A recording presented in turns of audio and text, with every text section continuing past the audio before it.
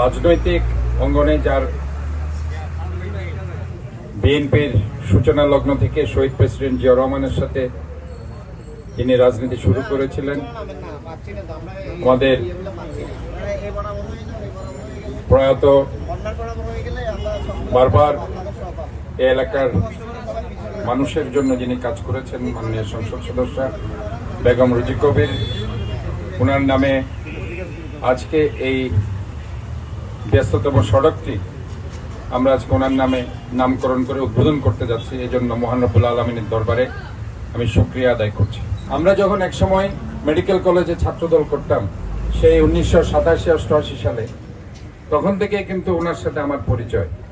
আমাকে অত্যন্ত স্নেহ করতেন তখন থেকে, এবং মেডিকেল কলেজের ম্যাক্সিমাম প্রোগ্রামগুলোতে উনি সেই সময় এরশাদ বিরোধী আন্দোলনের সময় আমরা দেখেছি উনি হাজির হতেন। উনি সমস্ত বাধা বিপত্তি অতিক্রম করে তখন উনি রাজপথের ছিলেন এবং সেখানে অনেক অবদান উনি রেখেছেন।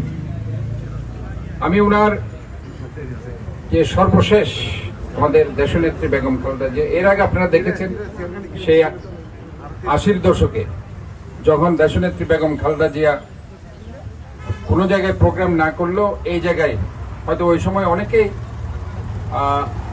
স্থান সংকুলন হতো না অনেক জায়গায়, কিন্তু শাহজাহান হোটেলে উনি প্রোগ্রাম করার জন্য উনি ব্যবস্থা করতেন এবং এখানে উনি অনেক সময় থাকতেন আমাদের নেত্রী বেগম খালেদা জিয়া। এটা আমি 80-র দশকের কথা বলছি। এর পরবর্তীতে আপনারা দেখেছেন 96-র সময় মেডিকেল কলেজে যখন ম্যাডাম অবরুদ্ধ হয় উনি ম্যাডামের সাথে ছিলেন। এরপরে সর্বশেষ 2017 সালে ম্যাডাম যখন আপনার রোহিঙ্গাদের দেখার জন্য যাই কক্সবাজারে, যেহেতু আমি মহানগরের বিএনপির প্রেসিডেন্ট ছিলাম, আমাকে কোঅর্ডিনেট করতে হয়েছিল।